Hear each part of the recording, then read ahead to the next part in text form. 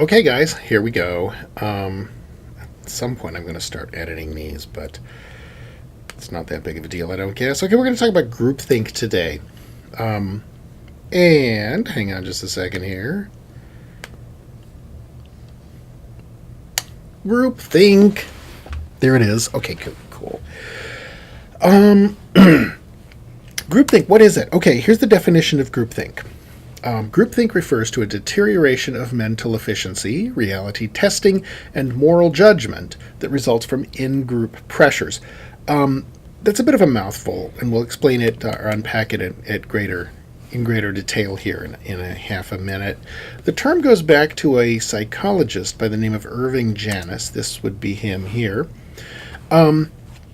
Irving Janis, the idea that he came up with is that a group of people get stuck in a sort of feedback loop or filter bubble.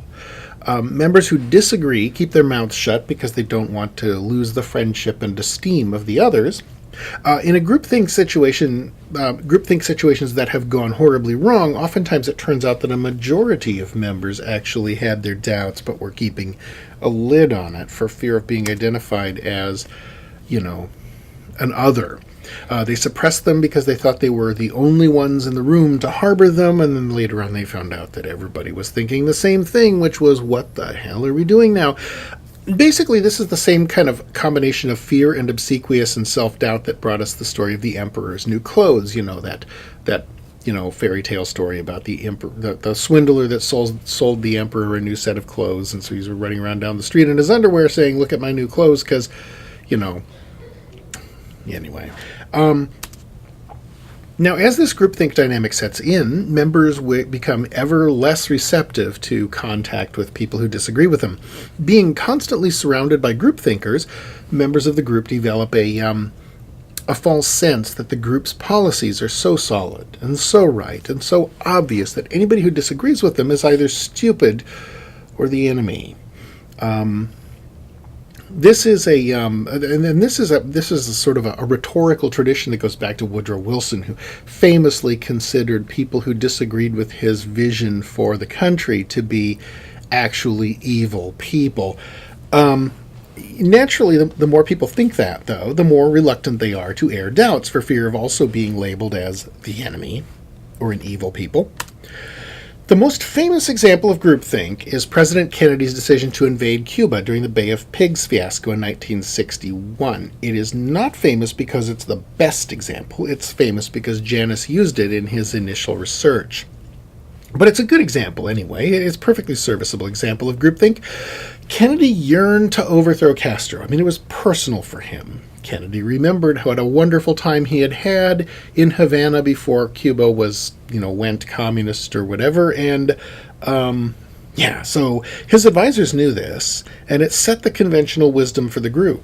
They started making these plans for the CIA to back a bunch of Cuban rebels who were going to invade and retake the place, and everything was going to be so wonderful.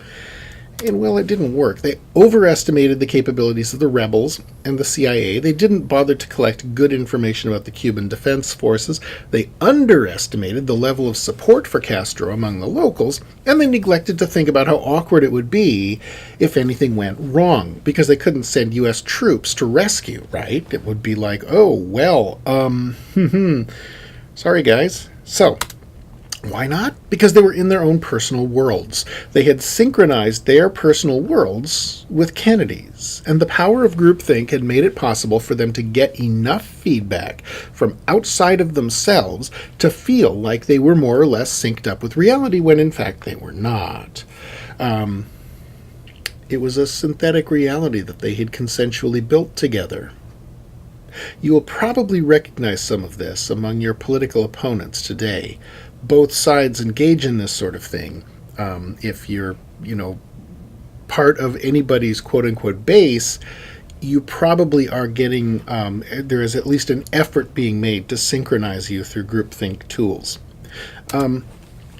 The thing is, to understand is that you can spoof your personal world into feeling synced up with reality when it is not synced up with reality, when it is synced up with a construct, a matrix, if you will.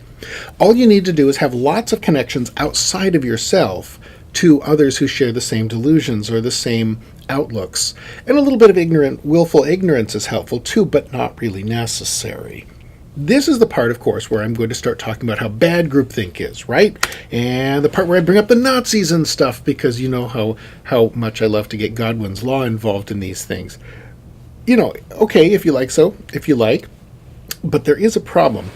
Because groupthink is kind of like salt. Without a little bit of it, nothing would ever get done. Now, let's give an example here. Let's pretend that this class is a student activist group. We're going to call ourselves, I'm just making this up, Students for a Return to Isolationism.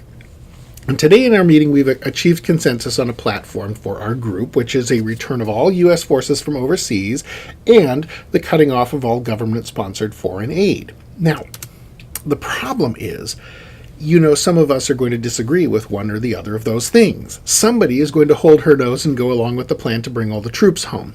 Somebody else is going to grit his teeth at cutting off funding to AIDS clinics.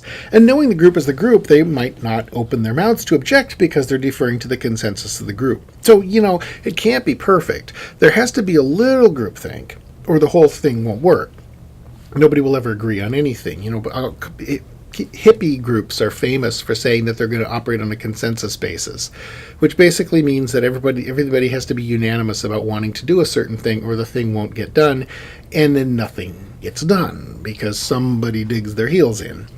So a little groupthink is necessary. Too much of it, and you start seeing intellectual arrogance grow out of that, making plans to publicly humiliate our political opponents, and so forth. I'm going to buy myself a new desk, and I'm going to wait on spending my and a little bit more groupthink, and it gets really twisted. If you're convinced in your heart that you're right, that there are people... Gosh, this mic is really good at picking up noises in the background. But anyway, if you're convinced in your heart that you are right, and yet there are people working against you, clearly those people are personal enemies who hate you so much that they're willing to swear up and down, night is dark as light and night is day just to spite you. And, those people suddenly seem to be everywhere, and paranoia grows. You start blocking the in-group from the out-group. Maybe you move to Belize. Maybe when a congressman comes to visit, you assume he's an enemy too and have him shot. Well, you know what comes next, right? Those pictures that I've been showing you, those have been from Jonestown. By the time the Kool-Aid is ready to drink, 3/4 of the people drinking it are thinking, how the hell did this happen? In the case of Jonestown, actually, a bunch of those people, having been isolated in another country where they didn't speak the language and essentially having nothing else to do, were basically told to drink the Kool-Aid at gunpoint. It is important to point that out. This wasn't a case of mass hypnosis, although there was some of that. But anyway, that is the spectrum. Let's talk now about how to spot it, according to Dr. Janis. Here are the symptoms of groupthink, according to, actually, I cribbed this list from an OSU class of previous vintage, like from the 90s.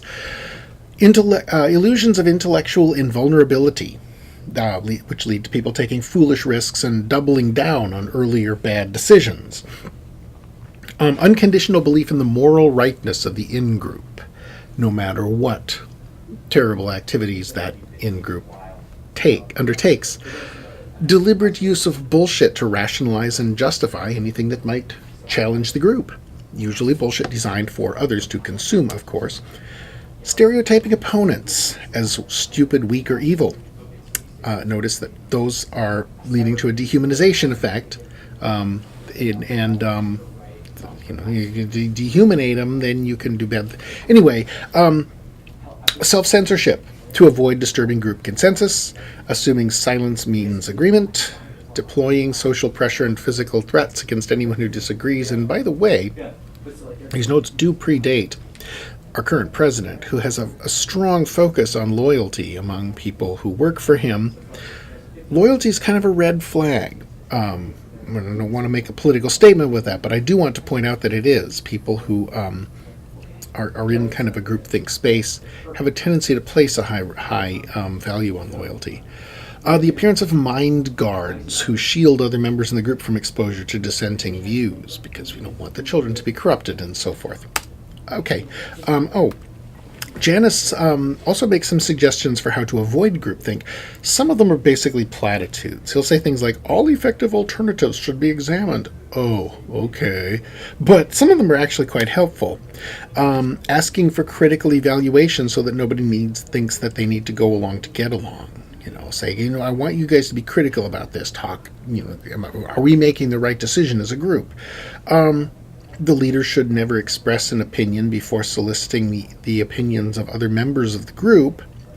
Group ideas should be discussed outside the group, not just in the group. The group should invite outsiders into meetings, and at least one member should be tasked with the role of devil's advocate.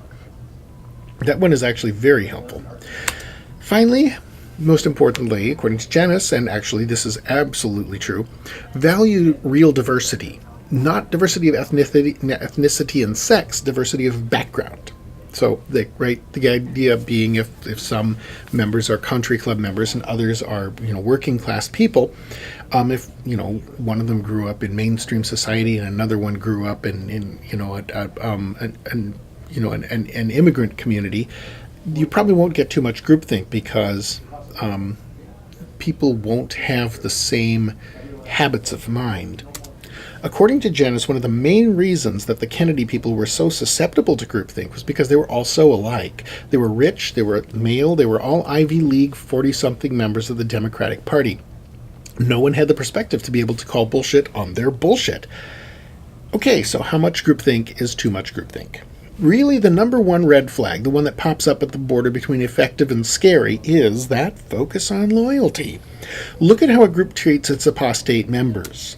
Modern Catholics and Mormons, for instance, for either one of which, if you leave the church, they're still willing to hang out with you. Maybe they hope you'll come back. Most of them, right? There are assholes in every religion. But if you look at what one of the real catastrophic groupthink failures, the ones where people died, you can see the apostates were treated as mortal enemies. Turncoats. The Nazis were like that. Jim Jones' cult was like that. If you're familiar with Oregon history, there was the Holy Rollers here in Corvallis in 1903 were like that. In fact, their destruction came about basically because if they identified you as a non-believer, they cut you off. They ghosted you. And of course, if you were married to a member, she ghosted you too, or she is usually how that worked out. It ended up being mostly women in the group. Loyalty, big red flag. Finally, one other thing that we really need to address, and that is the danger not of groupthink per se, but of excessive sensitivity to signs of groupthink. And in a nutshell, groupthink is a great way to dismiss people who you disagree with. There's no need to evaluate this person's comments or consider how an intelligent, well-meaning person could disagree with my position on whatever my position is on, because the other side is clearly locked in the logic-defying grip of groupthink. It becomes an ad hominem attack that we can whip out without looking malicious. As an ad hominem attack, it's a fairly effective one, right? If you think about a group of people that you don't like, right? Democratic activists, Republican activists, Tea Party people, NRA, Bill Maher viewers, Rachel Maddow viewers, whatever. Think about them, and then look at this list of definitions of what supposedly represents a group that suffers from groupthink. Overestimating its invulnerability or high moral stance, collectively rationalizing decisions, demonizing or stereotyping out groups and their leaders, having a culture of uniformity where individuals censor themselves and others so that the facade of group uniformity is maintained, and contains members who take it upon themselves to protect the group leader by keeping information from the leader. How many of those do these people that you're thinking of match, right? Now let's talk about a group thinking group's behavior. They tend to, supposedly, fail to adequately determine their objectives and alternatives, fail to adequately assess the risks associated with the group's decision, fail to cycle through discarded outcomes, to re-examine their worth after a majority of the group discards the alternative, not seek legal advice, or expert advice rather, select and use only information that supports their positions and conclusions, that's the confirmation bias in action there, and not make contingency plans in case their decisions and resulting actions fail, because they can't fail because, we're right. It's easy to conclude that somebody you disagree with is simply a slave to groupthink, and that may even be true, but it is a dangerous thing to assume, and Kennedy found that out the hard way. Not that that is stopping anyone. Here's Washington Post's anti-Putin groupthink from Consortium News. We have the rise of the new groupthink in the New York Times Sunday Review. We have groupthink fuels mania for higher education spending, courtesy of the Seattle Times. Editorial, cap, gown, and groupthink. That's right. When you graduate, you're going to get groupthinked. You get the idea, right? And here's the thing. For purposes of bullshit detecting, groupthink is one of the more powerful tools in your arsenal, but it's a meta tool. There's a lot of these social science theories that are like this, and we'll talk about some more of them soon. You have to use them both ways. When you implement the prime directive, right, know who's talking, keep an eye out for signs of group thinking in that source, but also keep an eye out for people accusing other people of groupthink. Because even just reading what groupthink is feels a little bit like it's inspired by someone with a little bit of an agenda,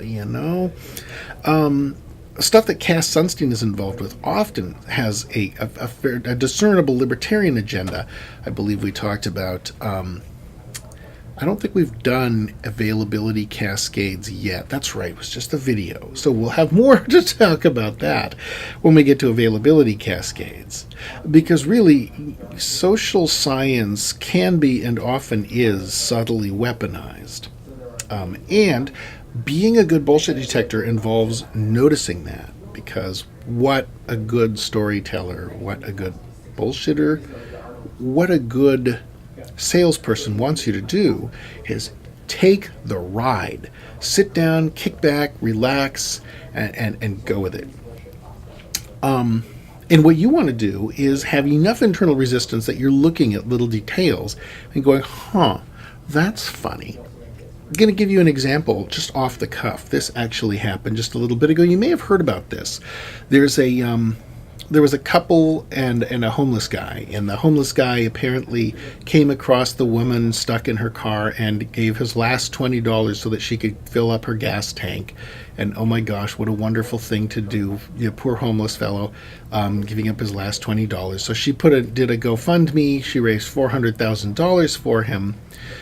Well, then it turned out, and I'm sure you guys probably have heard about this because it just happened just a little bit ago. It turned out then the homeless guy sued because he was like, well, I'm not getting any of that. And they bought a BMW and went to Maui or something, and I didn't get any money. So they were looking into that, and finally just the other day, the scales came off of people's eyes, and they realized, the cops realized that these guys were in cahoots. They were in it together, the three of them.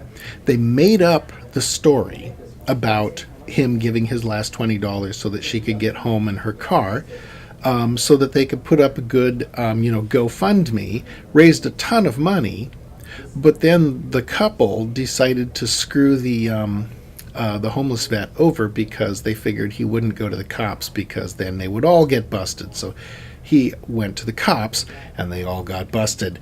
If you are unfamiliar with why he went to the cops, Google the ultimatum game. It's a little bit beyond what we're doing in this class, but it's a very good thing to know about, the ultimatum game. Basically, the thing is, what the hell, I'll tell you about it. The ultimatum game is where, in a social science context, you give a guy a $20 bill, and you say, okay, you and your partner are going to split this $20 bill. Here's how it works. You offer the other person part of this money. You can offer all the money if you want. You can offer 2 cents. The other party, if they say yes, you split the $20. If they say no, neither one of you gets anything. So how much are you going to offer? Well, the average offer was, I don't remember the exact specifics, but it was a little bit less than half. The average person was willing to say, okay, well, here, how about $5? And usually people would take that, but below a certain level, and it may have been $5, below a certain level, the value of taking away the remains of the $20 from the other person who is treating you poorly rises to the point where the person who's being made the offer will say no, specifically because it is worth enough to that person to deprive the other person of his split because he's being unfair. So like if theoretically, if I offer you if I've got the $20 and I'm like, okay, 5 cents. I mean, right? It's 5 cents that you didn't have before. But you're going to be like, that's not fair and I'm not having it. You would not take 5 cents if you knew that I was keeping $19.95 of it and giving you that crumb. You'd be like, oh, fuck you. You can, now you're not going to get anything, and I'm going to derive at least 5 cents worth of pleasure and satisfaction out of knowing that you have reaped the bitter harvest of your greed. That's the idea. So there's a certain threshold that you cross. It's different with different people, but it's somewhere in the $2 range where people are like, no, that's just not fair, and I don't want the $2. I want to punish you for that unfairness, and it's worth giving up that $2 to do that. That's the ultimatum game. Well, this couple played the ultimatum game with the homeless vet, and the homeless vet said, fuck you, I'm going to the cops, and we're all going to jail. And that's what's happening. But the reason I circled around to this is in the very early moments of the story. I don't know if anybody else noticed this, but it seemed really weird that the homeless guy would give $20 to fill up this woman's gas tank. I mean, homeless guys are very, very aware of the value of $1. And they're also pretty aware of how much it costs to put enough gas in a person's tank to get her home. And that number is not $20. It's probably more like $3 or $5. So why would he give her $20 to gas up her car? His last $20, he's homeless, right? He's going to go hungry that night because he gave some rich lady who ran out of gas his last $20 when he could have given her his last $5 and spent $15 on a nice spread, for dinner. It didn't make sense. But did I notice it? No, because I went for the ride. I took the ride like everybody else. It was like, oh, what a heartwarming story. And then the wheels come off and I'm looking back on it and going, oh, yeah. So that's what they want you to do. They want you to take the ride. They want you to suppress those sorts of things and just kind of like, oh, there must be a mistake there or something like that. Just kind of gloss over it. And the purpose of this class is to try and encourage you to not do that. Like I said, I took the ride with that story. I wasn't the voice in the wilderness going, this sounds like bullshit, but, I could have been if I would have been just a little bit more on my game. But, okay, back to groupthink.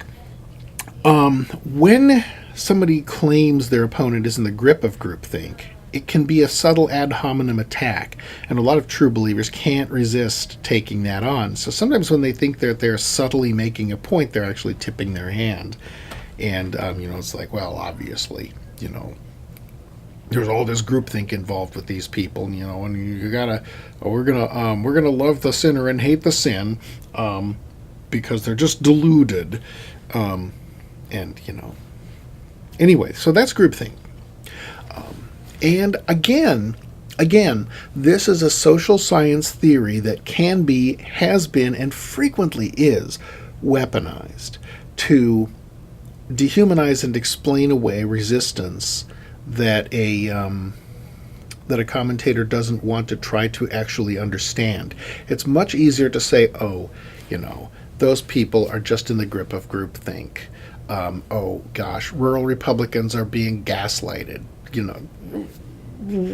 Okay, but be careful, because the question is whether that is being hidden behind to avoid engaging the actual argument. Well, I don't have to engage the argument because I've successfully attacked this person's standing to have an opinion on the subject, and we have established that they're in the grip of groupthink and therefore not in their right mind, and so I don't have to question my assumptions or anything. That's all. So that's groupthink. And now we will be queuing up and talking a little bit about availability cascades. See ya!